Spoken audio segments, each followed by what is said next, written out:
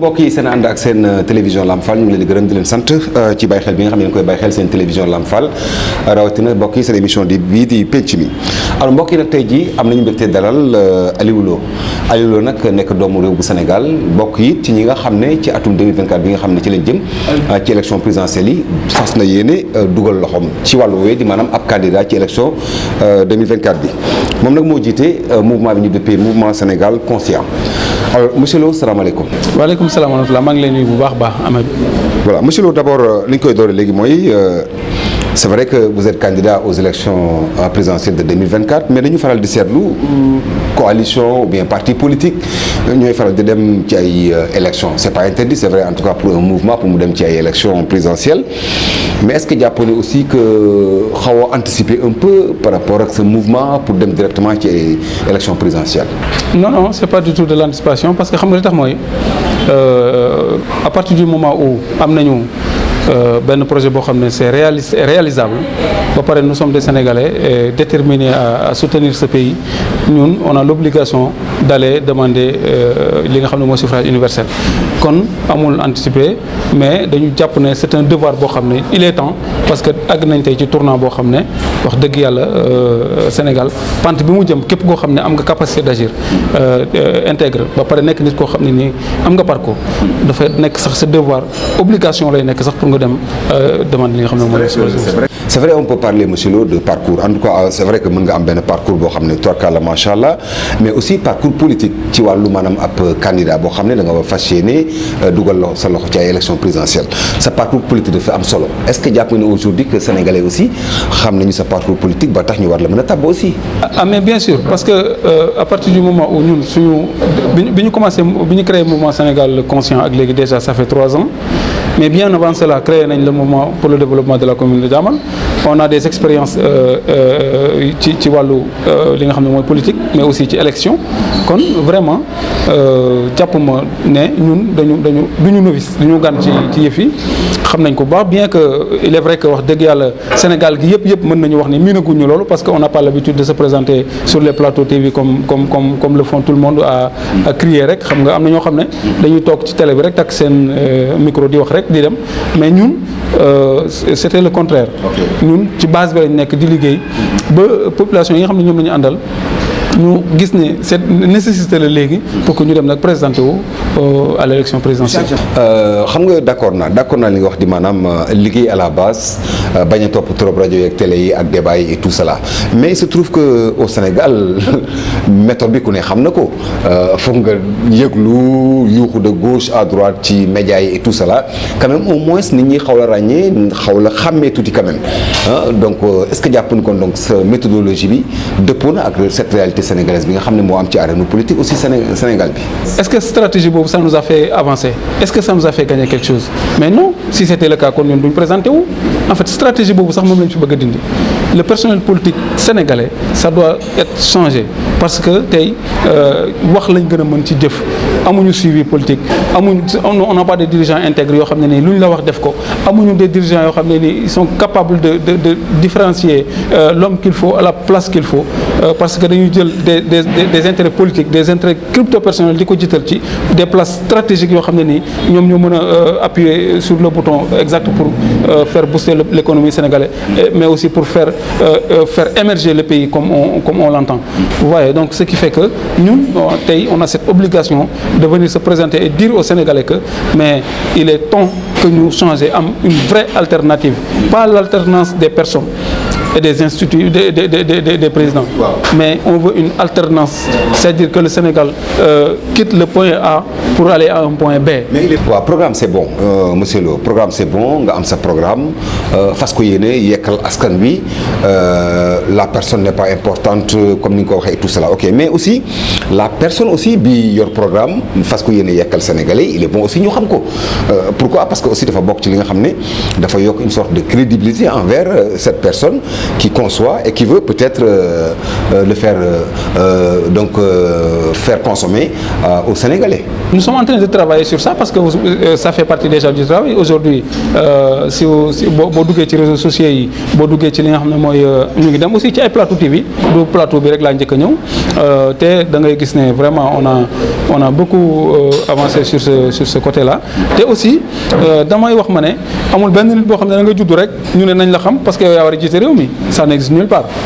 nit da ngay nekk ci benn yoon di ci dox ba nit ñi xam la ci ràññee la ci après xam sa jikko xam sa caractère xam de quoi es-tu capable après quoi ñu ne kii kat on va le choisir parce que am nañu yaakaar ci moom mais c'est ça mais mënoo xëy rek du jour au lendemain tout le monde xam la comme si c'était de la magie. alors léegi monsieur Lo ñu seetlu ni avec les élections présidentielles yi nga xam ne jamono ji ñu koy wàcc ci Sénégal ñu bari jàpp nañ ne en tout cas nga bal ma ci wax ci mais toute personne peut se permettre de dire que je suis candidat mu dem ba nga xam ne daanaka sénégalais yi dañ koy faral di wax sax daanaka ci palaas yeeg yooyu naan jamono ji moom ku ne mën naa ne candidat la ba tax mujj bi am ñu koy sofantal est-ce que c'est pas ton cas par exemple. non xam nga Sénégal d'abord man li ma bëgg a wax mooy man j'encourage tout le monde à être candidat suñu yaakaar ne am nañu leur mot à dire suñu yaakaar ne am nañ mën nañu apporter quelque chose à ce pays nañu dem dagaani baatu askan wi mais nag quand même après sénégalais yi ñooy seet ci parmi tous ces prétendants qui est la bonne personne wala boog kan lañ jàpp ne c'est la bonne personne parce que souvent dañu fal ay nit ñoo xam ne mu ngi noonu depuis bu ñu amee indépendance ba léegi falaguñ fi kenn koo xam ne ni nous ne sommes pas des nihilistes man du ma nihiliste quand même je reconnais quelque part ñenn ñoo xam ne kenn ku nekk ak li nga fi def mais par contre bu ñu xoolee parcours Sénégal depuis bi mu amee indépendance ak léegi mais qu'est-ce qui s'est passé on a eu des transactions on a eu des alternances on peut dire même que l'alternance a commencé en 2000 avec l'avènement Wade mais quand même bu jiitu bi PS dafa nekk fii rek def li mu bëgg def mais quand même liñ leen reconnaître ñoom PS mooy Senghor a eu à installer une nation et administration boo xam ne nii bu taxaw la bu solide alors Abdou Diouf quand il est venu il a consolidé ça il a modernisé l'administration mais c'est tout hein c'est son mérite quand même mais c'est tout alors après quoi ñu am alternance ñu sénégalais yi free ne voilà donc ça va aller maintenant mais li ñu doon xaar dëgg ci Abdoulaye Wade quand il était venu mooy que mu fexe bu yëkkati l'économie sénégalaise yëkkati ko ba ci kaw de telle sorte que képp koo xam ne amoon ñun ak ñoom indépendance ndoor am na à l'époque sax ay réew yoo xam ne ñun ak ñoom ñoo amoon waa indépendance te sax à l'époque ñun ñu leen xawoon a tane sax mais ñooñu tey dañu ñëw fii Sénégal dañu dimbale si xam nañ leen mën nañ ci ràññee ci lu mel ni Corée du Sud mën nañ ci ràññee lu mel ni Tunisie fii ci Afrique pour ne pas citer les pays asiatiques mais même quand Macky est venu pratiquement ay infrastructure ay fii donc voilà ci côté boobu la gën a kii il a fait des choses quand même le président Macky Sall ci côté infrastructure quand même ci côté électrification rurale aussi ça on le reconnaît et je l'ai toujours reconnu mais quand même ci côté matériel de bilan immatériel vraiment le bilan c'est mais monsieur Lo xam nga c'est vrai que c'est pas une obligation hein, c'est vrai c'est pas une obligation mais quand même pour gérer benn État il est bon d'avoir ce qu'on dit l'expérience étatique. Parce que État c'est une machine, État c'est des rouages, État c'est des règles. Est-ce que aussi jàppoon ni que il devait y avoir quand même des préalables ci sa wàllu bopp je veux dire quand même yoo xam ne dana la permettre nga am un peu d'expérience État pour mën a sóobu directement ci ay candidature présidentielle et tout quoi. Comme li ma la wax tout à l'heure rek parce que en fait brûler étape mooy li nga sa question bu njëkk rek mooy anticiper non on n'a pas anticipé brûler mu benn étape il est temps dafa jot il est grand temps même mais pour ce qui est l'expérience xam nga dañu am benn vécu boo xam ne suñu borom yàlla moo ñu ko defal ñu vivre ko ñun en tant que doomu góor doomu Sénégal boo xam ne nii dafa yàgg ñafe laay fam man dama wax léegi wax naa ko ci salle bi ma leen man self-made man la man maa construire la personne de Aliou Lo ci niveau bu mu mën a àgg ginnaaw ndimbalu yàlla parce que obstacle bu ma mës a ñëw sama kanam j'ai relevé le défi voilà te je suis une personne qui ne recule pas devant un défi quelle que soit sa taille donc te aussi wax dëgg yàlla am nañu expérience ci àdduna ak ni muy doxee ak tëralin yi nga xam ne nii tey moo méngoo ak àdduna bi ni muy doxee parce que tey ci 21e siècle lañ nekk mais aussi da ngay xam ne ça demande vraiment beaucoup d'expérience comme tu l'as dit mais il faut pas toujours dire que il faut nga am expérience étatique pour pouvoir diriger non parce que expérience étatique mais les plus bons dirigeants du monde en fait on peut en citer quelques-uns yoo xam ne ils ont eu à diriger leur pays et leur nation et booster leur économie et beaucoup d'autres domaines sans pour autant être auparavant des hommes d'État. nga am ay défis yoo xam ne relevé nga ko dans ta vie toi en tant qu'une personne un citoyen face à ses problèmes face à ses projets mais l'État beneen mbir la l'État c'est une machine est-ce que jàppoon ni que foofu aussi c'est pas ce cas bi nga yaakaar du cas bi nga yaakaar yow comme cas que je veux dire il faut mu am quand même une sorte d'expérience boo xam ne il faut savoir l'État comment ça se passe ba nga mën a xam exactement comment fonctionner. C'est réalité. Mais xam nga un président il prend des décisions.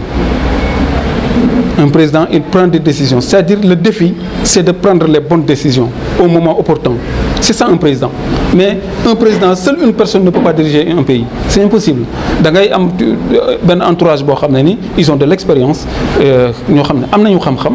ñu entouré la di liggéey loo xam ne ni liggéey yu am solo la yi nga xam ne dafa laaj xam-xam mais yow yaay jël décision yi nga xam ne mooy décision yu baax yi mais aussi yow yaay def pexe ba nga xam ne suivi de politique publique bi ñu mettre ko en place mais aussi voilà def en sorte que administration bi dafay jëriñ li nga xam ne mooy population mais du jëriñu moom rek. monsieur Lo ñu ñëw nag ci li nga xam ne xëy na peut-être ñu bari ci ay candidats ça les gêne ou bien ça les dérange lay mën a wax parce que toute personne peut se permettre de dire que je suis candidat hein mais en face de toi vous avez ce qu'on dit parrainage ndax kooku mooy mbër mi nga xam ne moom daanaka ñu bari ci ay candidats ñu koy faral di ñeme. alors yow sa wàllu bopp est-ce que pare nga tey jii pour songu parrainage yooyu nga xam ne mooy nekk na exigence tey jii ci bépp candidat. waaw léegi Sénégalais yi déjà foofu la ñuy xaar ñu bëri xam nga candidat yu bëri dañu déclaré wu mais quand même bu ñu àggee ci étape parrainage fa lañ leen di calé ñenn ñi ñu calé leen ñenn ñi calé wuñu leen mais dañu mënu indi parrainage man dama ne parrainage lu baax la lu am solo la déjà. su fekkente ne da nga aspirer diriger ce pays là alors que yow mënoo dajale 1% wu inscrit 1% ñi nga xam ne ñoo bindu ci électeurs yi ba pare nga ne boo faloo dinañ la war a mën a voter donc loolu techniquement xel nangu ko xam nga alors mais nag problème bi mooy su fekkente ne parrainage bi aussi gars yi dañ ko def benn levier pour recaler certains candidats à leur gré mais ça c'est de l'anarchie c'est pas de la démocratie loolu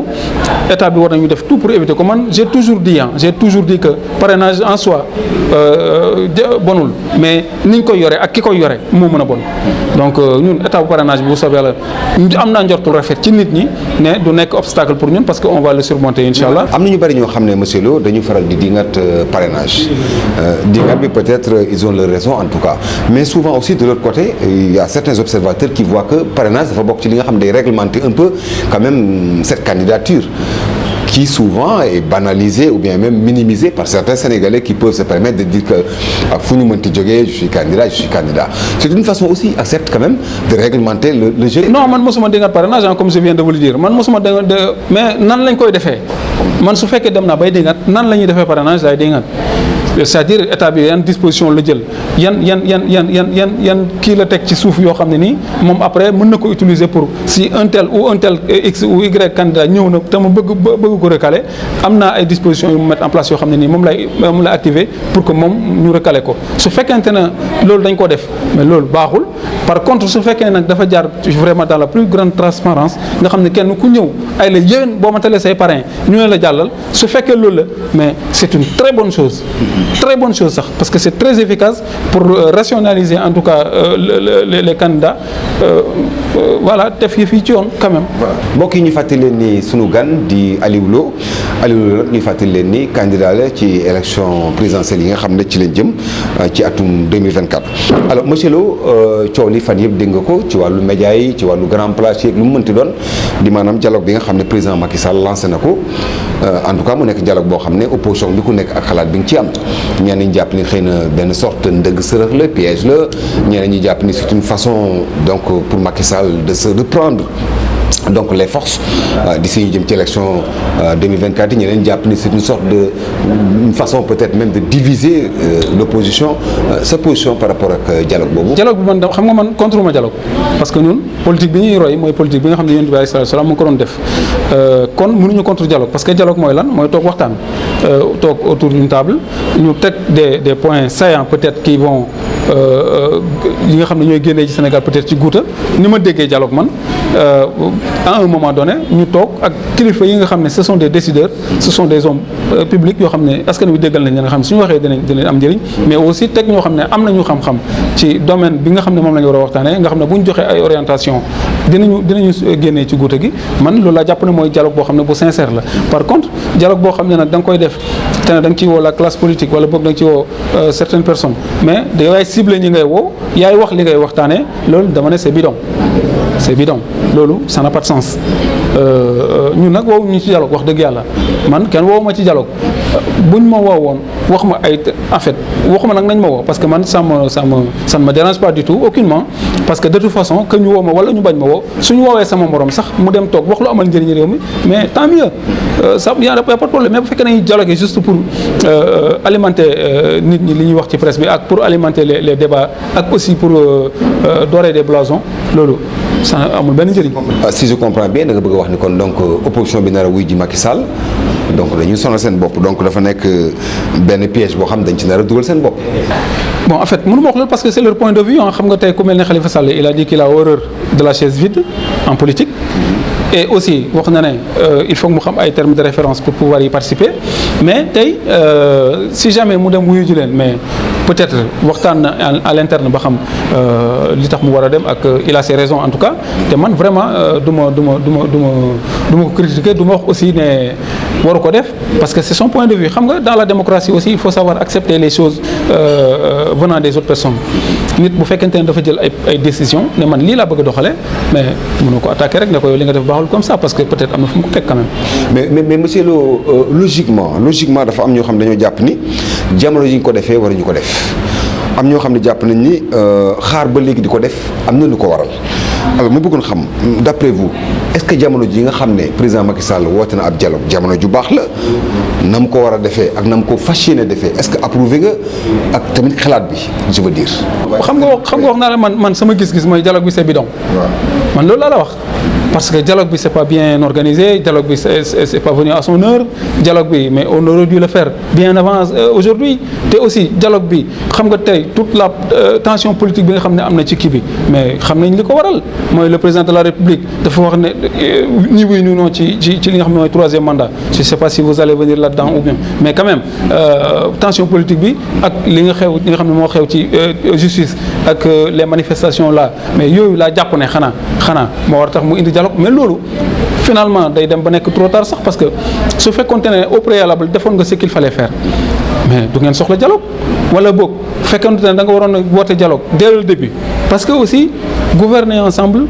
mais bokk na ci lu mën a génne réew ci lu bëri ay nit ñi nga xam ne c'est des ay décideurs lañ ay nit ñi nga xam ne ay borom xam-xam lañu bokk ak ñoom quand ba ngay wuti nguur bokk leen woon quand mais quand même il faut reconnaître que am nañu ay compétences mais pourquoi ne pas les inclure dans la démarche mais ce serait une bonne chose pour tout le Sénégal il fallait le faire dès le début mais quand même xaar jusqu'au dernier mois dem ba nga xam ne ñu ngi naan réew mi fii la jëm ak fee la jëm à 10 mois de l'élection présidentielle nga ne da ngay woote dialogue mais moi je ne vois aucune importance sur ça hein. Ça va me permettre d'ailleurs ma ñëw ci wàllu candidature bi ndax wax nga ko sànq d'ailleurs ci sa biir wax ñu bari jàpp nañ ni en tout cas dialogue bi dafa nekk peut-être benn sorte de aussi prétexte ou bien benn sorte de trait d'union boo xam ne da koy permettre mu war a mën a daganal en tout cas même s'il n'est pas même su dee waxagu ko li jëm ci wàllu candidature am est-ce que jàppoon ni peut-être foofu it comme ça que benn genre prétexte la ci moom aussi. loolu la xam nga tey dialogue bi d'abord li ma la wax sànq candidature président Macky Sall loolu waruloo nekk objet de débat sax dans les normes parce que la parole vaut l'homme ou l'homme ne vaut rien le président Macky Sall quand il a voulu que les Sénégalais lui donnent un second mandat il s'est présenté devant tous les Sénégalais pour leur dire que ceci est mon dernier mandat si vous m'élisez pare naa ci noonu la ko waxee yàggul 2011 moo taxaw fii ñëpp di ko dégg mu ne képp ku wax ne président Ablaye Wade war na présenter wat troisième mandat naafiq nga c'est le mot qu'il a utilisé naafiq nga mais aujourd'hui moom mu dig Sénégalais yi ne du def troisième mandat après mu ñëw ne daf koy def léegi ku ko wax mu wàcc ku ne waroo am troisième mandat te bokk ci moom mu wàccee la ku ne war nga am mën nga fi dem ba 2035 te bokk ci moom mu yokk sax say jalo rek say mën-mën mais après nit ñi dañu naan kii lan lay préparer dafa bëgg a xëtt charte li mu waxoon loolu la bëgg a teggi complètement ay affaire moo évolué entre temps bi ma waxee lii ak léegi dafa am lu évolué mais sénégalais yi xanaa ñoom duñu ay nit mais yow nit kese nga aussi quand même il faut pas dire que yow kese tu es le plus intelligent tu es le seul apte à diriger ce pays Mais c'est pas même moi-même je dirais que c'est pas honnête ça, parce que il y a des personnes qui sont beaucoup plus intelligentes que vous. C'est parce que yàlla boo la tànn teg la ci kanam nit ñi, mais c'est pas parce que tu es indispensable. Mais monsieur Lo aussi, est-ce que yéen, je veux dire certains leaders juumu leen, parce que jusqu'à présent le président Macky Sall en tout cas ne s'est pas encore prononcé de façon officielle comme quoi qu'il est candidat. Est-ce que des fois aussi du ngeen xaw a yàkkamti di dal ci kawam ou bien peut-être di ko dingat? Alors il fallait le dire, c'est ça le problème. Mais qu'est-ce qui l'empêche de dire que ah man kat wax dëgg yàlla maa ne woon du ma bokkuma point barre, et puis il applique ça. nee na su ko waxee day am ñu bokk ci ñoom ñoo xam ne après dootuñu liggéey, mais ku liggéey mu dàq la. C'est aussi simple que ça. bu ma la dénkee poste ne la yow nekk ministre sangam ma ne damay posé candidat man nekkuma candidat nga teg fa liggéey bi dem di politique yi ma dàq la indi ku liggéey bàyyi la nga dem politique yi. soo defee lu jaaduwul loo xam ne jaaduwul ma rëq sa ndigg point barre. soo jëlee alalu ko askan wi ne da nga koy politiquer ma nangu ko pare rëq sa ndigg. C'est aussi simple que ça. Ah oui. Mais monsieur Lo, je peux me permettre peut-être de parler au nom de certains Sénégalais, en tout cas qui disent que Macky Sall avec ses chantiers en cours, sans Macky Sall c'est qui au fond? Ou bien peut-être après Macky Sall c'est qui ci li ñu gis, d'après en tout cas certains Sénégalais. Mais ça c'est insulter l'intelligence des Sénégalais quand même. Au Sénégal, il y a plus de 1000 personnes qui peuvent diriger le Sénégal. gën ko mën a diriger fuuf ni ko war a xam nga wax naa la sànq ma ne la en fait diriger un pays c'est juste savoir prendre les décisions au moment opportun et les bonnes décisions. C'est ça seulement l'importance en tout cas. Gis nga tey nit ñi bu ñu jàpp ne suñu sukki mais lan lañ doon wax bi fi Ablaye Wade di jógee wala avant Ablaye Wade di ñëw sax mais Abdou Diouf dafa am mag ñu doon wax ne bu ngeen falee Ablaye Wade nitu fitna la nitu ay la du fi indi xaalis. Man sama maam daf ma daan woo boobu ñun on était jeune alternance rek lañu gisoon daf ñu daan wax bu ngeen votelee Ablaye Wade yéen a taal réew mi mais ça n'a pas été ça. Ça n'a pas été du tout ça. Ablaye Wade bi mu fi jógee qu'est-ce qu'il avait dit? su ma fi jógee dootu leen fay salaire 3 mois rek du ngeen fay salaire. Est-ce que c'est la réalité? Mais ça n'a pas été du tout la réalité. Alors pourquoi on nous dit que su fi Macky Sall jógee réew mi day daanu? Mais bon Dieu, Sénégal c'est une nation forte, une nation ancrée de valeur, une nation avec des dignes fils yoo xam ne ay jànkat la ñu am xam-xam la ñu. Il se trouve aussi que monsieur Lo am na Sénégalais yoo xam ne tamit ñoom gisuñu xëy na yéen li ngeen gis quoi li ñu gis mooy ñoom budul Macky gisuñu fi keneen gisuñu fi keneen koo xam ne mën naa wutu Macky. Franchement il y a des Sénégalais qui réfléchissent ainsi.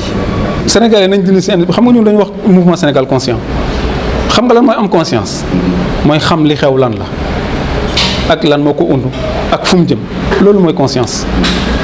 Gis nga bu fekkente ne loolu rek la kon kay jarul sax ñuy fal kenn parce que de toute façon Sénégal état la boo xam ne gouvernement bi continuité rek lay doon da ngay ñëw sumb am foo yem sa morom continuer. Mais boo demee tey ci réew yi nga xam ne ñoo gën a développé Sénégal fukki junne yoon président bu ñu fal 4 ans.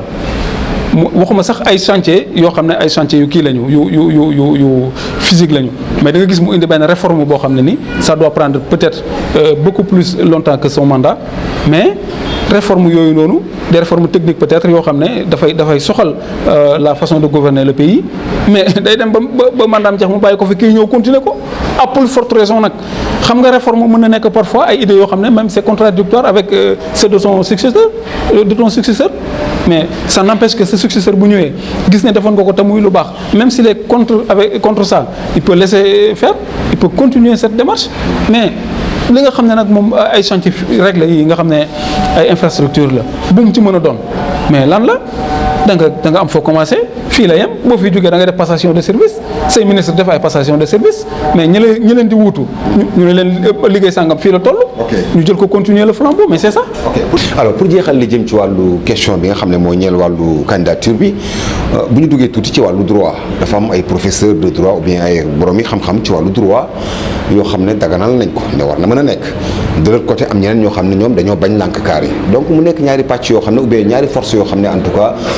bokk ñu xalaat foofu it noo ko jàngatee. question éthique laa fa gis ak question d'un homme intègre question nit koo xam ne nii ku respecté nga sa kàddu affaire constitution affaire kii moo ko kii affaire lii man loolu man waxee ma foofu sax déjà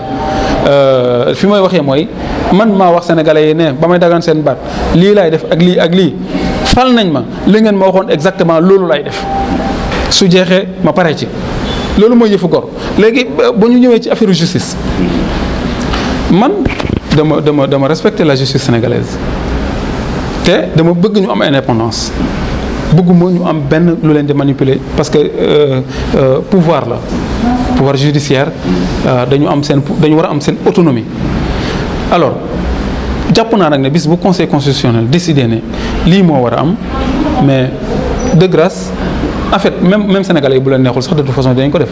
parce que noonu la yëf yi tëddee. par contre man jàpp naa ne président Macky Sall tey bu wax naa ko ci beneen émission bu tripatouiller wala mu def tout ce qu'il veut tout ce que vous voulez ba ñu ne ko waaw acca bisimilah nekkal candidat il va pas gagner. il va pas gagner te il va sortir par la petite porte. man je lui conseillerais que mon cher président il faut pas faire ça parce que gis nañu Abdoulaye Wade plutôt bi mu fi nekkee Sénégal mais Abdoulaye Wade il était très puissant extrêmement puissant même mais lan moo xew bi nga xamee ne imposé na vice-présidence le ticket vice-présidence ça n'a pas passé gis nga la mu xew la ci jur yëpp mu góorgóorlu ba ne kon naa tripatouiller affaire bi dem fexe ba ne damay def 3e mandat gis nañ la ci xew mais c'est regrettable quand même ce qui s'est passé ce jour-là. On aurait dû faire une alternance sans pour autant perdre des vies parce que quand même ñun ñoo bokk Sénégal ñun ni neen la. Donc pourquoi Macky Sall veut répéter cette histoire? Pourquoi? Ça n'a pas de sens. Macky même moom ci boppam consciencieusement waroon na toog en âme et conscience mu ne man ñii li ñu may digal nii baaxul. parce que je l'avais vécu. yow lan mooy généralement dañu faral di seetlu en tout cas un leader politique dinañu faral di xam un peu sa couleur yére su ma waxee sa couleur yére je veux dire par exemple yow ci opposition bi la wala ci pouvoir bi nga maanaam yow bu doon nguur gi yére bu weex nga war a sol ndax su yére bu weex nga sol. bu doon opposition ndax yére bu ñuul ngay sol jamono ji sa yére nu mel dafa ñuul wala dafa weex. ñun ci mouvement Sénégal conscient bu ñu àndoon ak nguur xam nga du ma toog fii di wax naan Macky Sall bu mu def 3e mandat. konoon moom xam naa ne Macky Sall tëbal nañu bu yàgg dàq nañ la heureusement man tooguma ci benn chaise éjectable kon ñun bokkuñu pouvoir opposant lañ kon parce que qui n'est pas avec le pouvoir oppose le pouvoir. par contre nous ne sommes pas de cette opposition radicale. quand même yi nga xam ne dañuy ñëw di sànni xeer non lii baaxul dara baaxu fi Sénégal dara baaxu fi mais si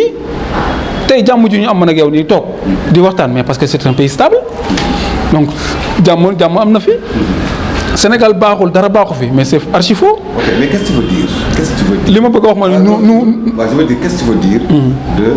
opposition radicale parce que aussi il faut ngeen accepter benn affaire. ça ne veut pas dire que une opposition buy wax dëgg wala buy wax ay position wala ay kii yëpp ko dafa radical lan nga bëgg a wax dëgg kay ci mouvement Sénégal conscient la dëppee parce que ñun suñu slogan mooy wax dëgg def dëgg dox dëgg wax dëgg moom ci ñun la dëppee mais wax dëgg yàlla wutee na ak loo def ma ne baaxul xëpp ci suuf xëpp ci kaa ne nañ leen gën a xeex nañ leen gën tojante bopp nañ leen gën a saccager affaire yi mais loolu laa tuddee opposition radicale man waaw loo xam ne koo xam ne toujours sa mbir da nga koy fajee xeex ak mer ak nañ leen wàcc ci mbedd mi ça n'a pas de sens gouvernement bi war nañu def pexe parce que li ñuy xeex ñun mooy tey gouvernement bi war nañu def pexe ba bu ay nit jugee taxaw ne ñun nanga moo ñu naqadi mu encadré leen kenn ngeen ko bëgg a dox li leen naqadi jour tel passé par fan ngeen bëgg a jaar fii ak fii ñu indi police ñu encadré leen ñu indi seen i pancarte indi seen morceau yu rouge wax li ñu bëgg a wax sans pour autant yàqal kenn lenn bañ a taal dara bañ a toj benn oto jàmbur ñu encadré leen ñu dem loolu dañ koy xeex ñun pour gouvernement bi accepter ko parce que dafa war am gis nga manifestation warul sax am demande d'autorisation dafa war a am juste une lettre d'information au préfet. Ousmane Sonko nga bëgg a waxal sûrement xam naa Ousmane Sonko nga bëgg a waxal quoi. non man xam nga non man tudduma benn tur tudduma Ousmane Sonko tudduma X wala Y vraiment loolu moom yow yaa ko tudd waaw yow yaa ko tudd xam nga Ousmane Sonko man lenn rek laa am lu may wax ci moom lenn kese mooy na ko état bi reconnaître ne c'est un homme public. C'est quelqu'un qui a des milliers et des milliers, voire même peut-être des millions de personnes derrière lui. Mais loolu c'est pas donné à n'importe qui. Na comme neex jug def li Ousmane Sonko def wala nga mel ni Ousmane Sonko mel. C'est pas donné à tout le monde quand même. Ça il faut le reconnaître, il faut pas être égoïste. Mais n'empêche qu'il est justiciable quand même. Il est justiciable. Il ne faut pas dire que parce qu'il a beaucoup de monde derrière lui qu'il va faire tout ce qu'il veut et puis ça demeure dans une impunité totale. Ah non, je dis non. Mais quand même nañ ko reconnaître ne et c'est une personnalité politique boo xam ne nii voilà. voilà monsieur Lo amoon nañu mbégte dalal sa kàddu gu mujj. waaw di leen remercier monsieur Ba vraiment di kontaan trop ci Lamp Fall TV seen émission bi am na solo c'est un plaisir un grand plaisir moom ma ñëw bokk ak yéen plateau mais aussi di woo mboolem sénégalais yi nga xam ne ñu ngi ñuy seetaan ñu xam ne fii dëkku réew mi réewum Sëñ Tuubaa la ak réewum El Hadj Malick réewum borom jàmm El Hadj Abdoulaye Cissé mais réewum borom xam-xam yoo xam ne jàmm lañ dox te gis nga nation bi ñu ñoo ko taxawal.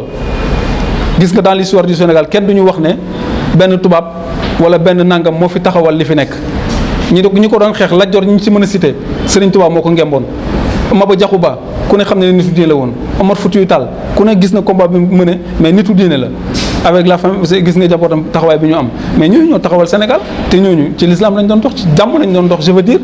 mais nañu fexe ba jàmm jooju nag ñu xam ne mooy Sénégal surtout nag kon nañu respecté doomu daara yi nañu respecté